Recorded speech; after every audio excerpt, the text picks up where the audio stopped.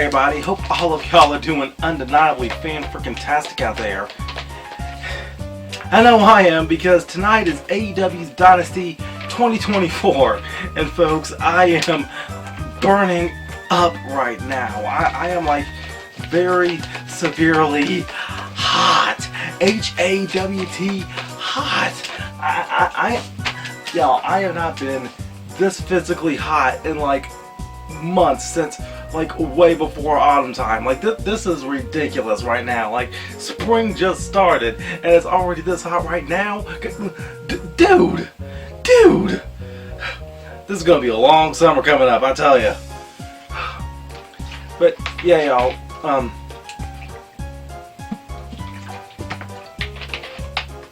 Tonight is AEW Dynasty 2024, the first AEW Dynasty event of its kind, and we got a lot of matches to talk about here. We do. Holy Moses, hold on. Alright, I got a fan like right here. Hopefully that's going to be helpful. Okay? And hopefully that doesn't mess up my desired green screen effect. But anyway, y'all, let's go ahead and ramble about the matches, alright? Alright, first up, this match has been getting probably the most hype into it for this event. We have Will Ospreay versus Bryan Danielson. Man, like, they have really been rolling out the red carpet for Will Ospreay for signing up with AEW.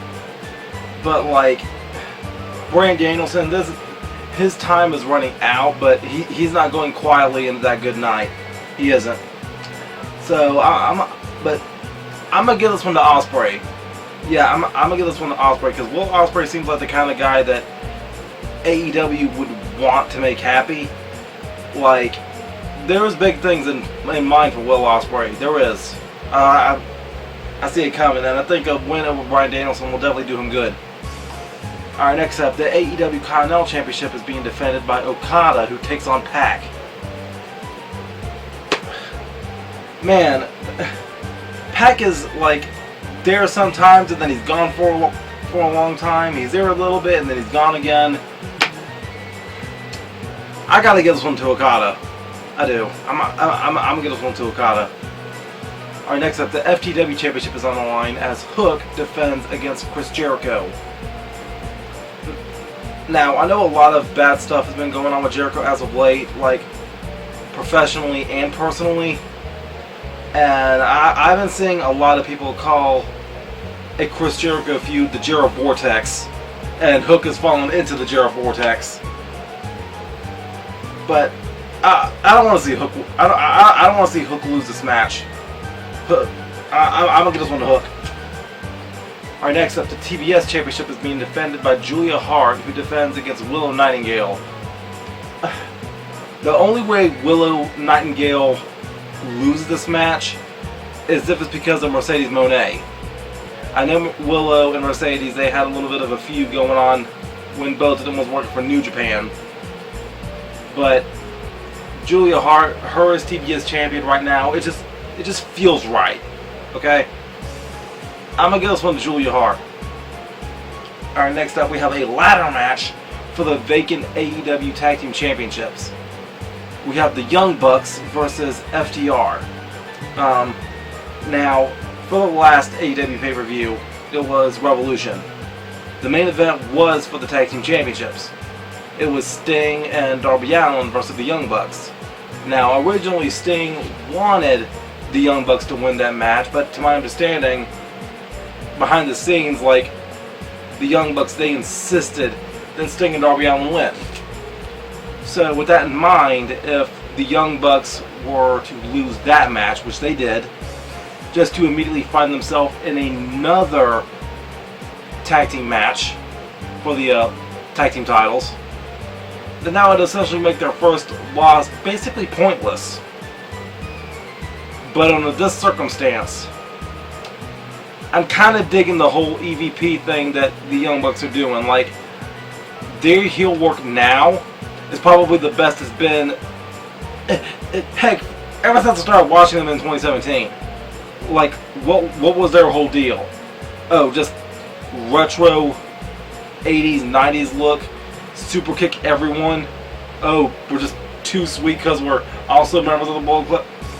That couldn't have been them. But seeing the Young Bucks actually put in the work as EVPs, they're pushing that gimmick and it's working. So I'm gonna give this one to the Young Bucks.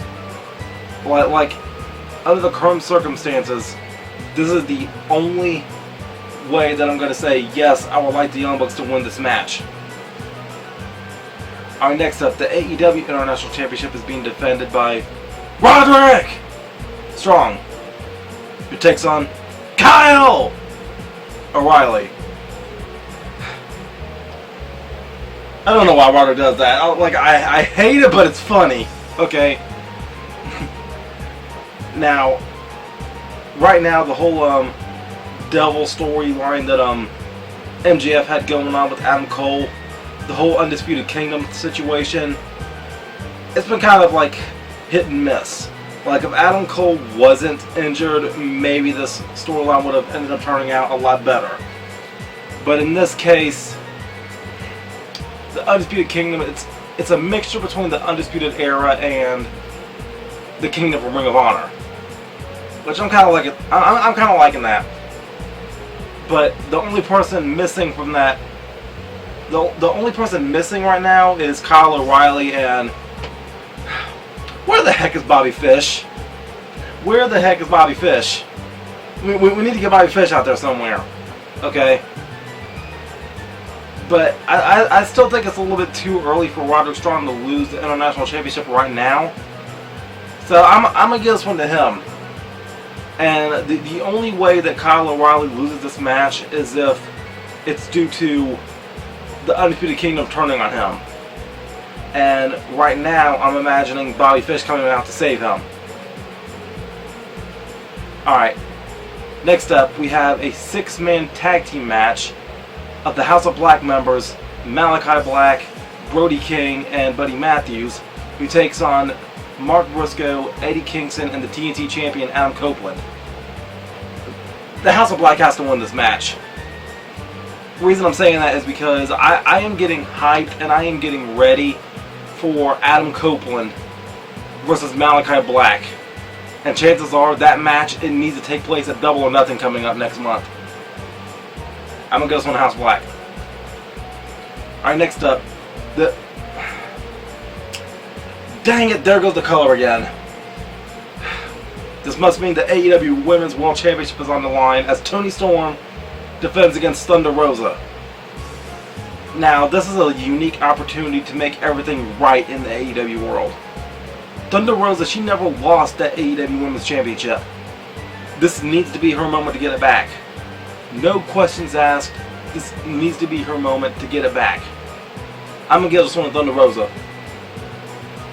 Alright, and lastly, the AEW World Championship is being defended by Samoa Joe, who takes on Swerve Strickland. Man! Samoa Joe is so dominant right now. But Swerve, he is like so on top of his game. Like, Swerve is so freaking over and I'm liking it. But I don't want to see Samoa Joe lose that belt yet. I don't. It's too soon. It's too soon. Like, Samoa Joe, he needs to be one of the most dominant world champions in AEW history. Even more dominant than MJF. Okay? Like, eventually, I need to see Samoa Joe versus Miro. I need to see Samoa Joe versus Powerhouse Hobbs. I gotta see these big meaty men slapping meat. Know what I'm saying? Alright, so yeah, I'm gonna go this one to Samoa Joe. But yeah, folks, I'm gonna go ahead and wrap this video on up. Thank you all for tuning in. If you like this video, please give it a big old thumbs up. I greatly appreciate it. And if you haven't already, I would also appreciate it if you were to subscribe to SSP for more random content. And until next time, make sure all of you remember to be outrageous, optimistic year round. Booyah! I'm out.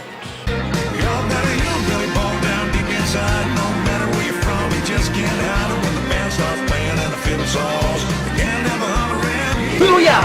See them through them country queens. Man, you gotta admit, bellies in their jeans ain't nothing wrong. Just getting on your hillbilly bomb. boom, boom, boom.